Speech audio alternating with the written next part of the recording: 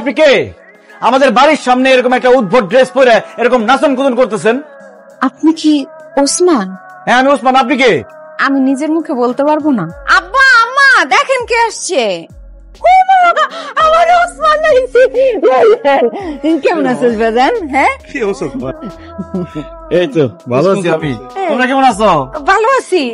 তুই তোর না 6 মাস পরে আসানোর কথা, এনাইছিস কি ব্যাপার? কিছু হয়েছে? আসলে মা ওই যে আমার মালিক যখন জানছে আমি নতুন বিয়ে করছি তাই আগে আগে ছুটি দিয়ে দিচ্ছি। কিন্তু মা আমাদের বাড়ির সামনে এই মেয়েটা কে? ও মা পোলাই কি কয়?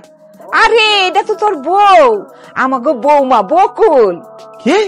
কোন দিক দিয়ে কি উল্টা পাল্টা কথা বলতেছো মা? এই বজ্জাত মেয়ে তো আমার বউ হইতেই পারে না। কয়দিন আগে তুই ওর টেলিফোনে বিয়ে করলি, এখন কেন কইতেছো যে সে বউ হইতে পারে না? আব্বা সে আমার বউ কিভাবে হয়? আমি যারে টেলিফোনে বিয়ে করছি সে মাথায় হিজাব পরতো, শাড়ি পরতো। এই মেয়ে এরকম জিন্সের প্যান্ট তারপরে কি গেঞ্জি মেঞ্জি পরে দাঁড়া রয়েছে, অসম্ভব। এই মেয়ে আমার বউ হইতেই পারে না।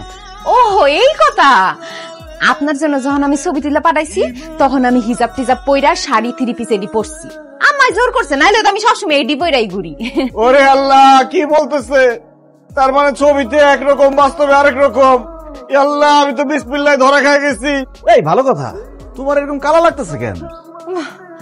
আমার গায়ের রং তো হালকা ডিপ, এর জন্য আমার কালো লাগতেছে। তোমার গায়ের রং কালা মানে? তুমি না আমার টেলিফোনে কইছো যে তুমি মোলার মতো ফর্সা, তোমার আত্মীয় স্বজন মজা করে তোমার সাদা মোলা ডাকে। ওটা তো আম্মা শিখাই দিছে দেখা বলছে, আমি নিজের থেকে বলতে চাই নাই। হায় হায় হায় রে, কত বড় ধোঁকা আমার সাথে।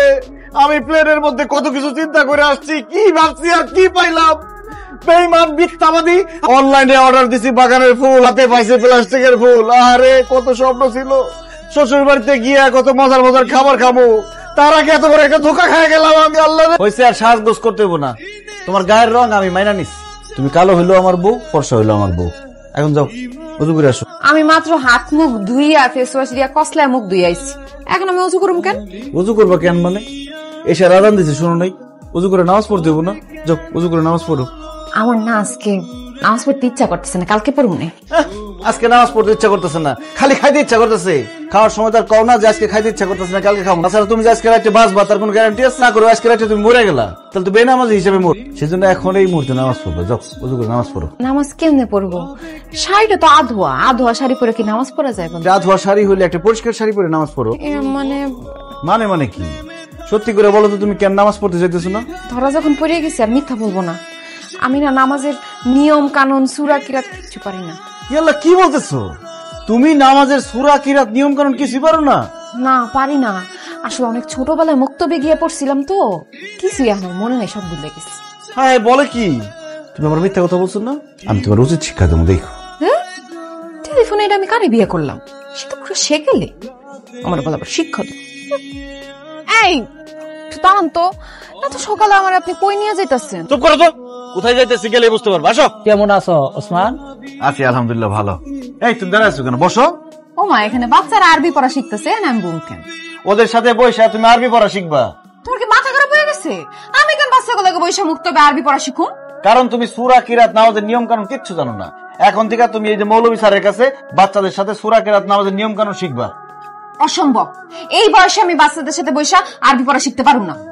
কি কইব কও? মানছে কি করবো এই চিন্তা যদি তোমার এতই থাকতো তাহলে বিয়ার আগে তুমি কোরআন তেলাওয়াত শিখো নাই কেন?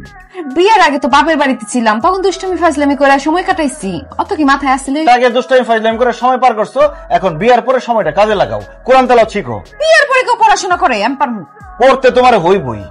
আমি সৌদি থেকে উমরা হজ করে আসছি আর আমার বউ কোরআন তেলাওয়াত পারে না। আমি মরার পর আল্লাহর কাছে কি জবাব দিব?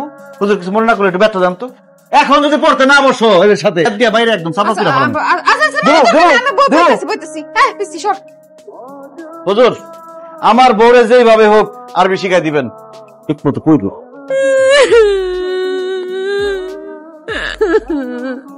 কি হয়েছে বৌমা? সেই তখন থেকে কান্তাছো।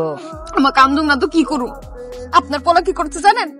ভোরবেলা আমারে মুক্তবে লয়ে গেছে ওই ছোট ছোট বাচ্চাগুলোকে আরবি পড়া শিখতে।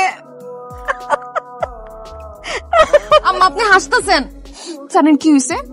হুজুরে আমারে ই ক্লাস ধরছে, তো আমি কই থেকে একটু আটকে গেছি, তখন হ্যাঁ আমার সবটি পোলাপানের সামনে কান ধরে দাঁড় করায় রাখছে। ছোট ছোট পোলাপান নিয়ে আমার দেখে কেমন হাসাহাসি করতেছিল। হাসাহাসি করছে, খুব ভালো করছে।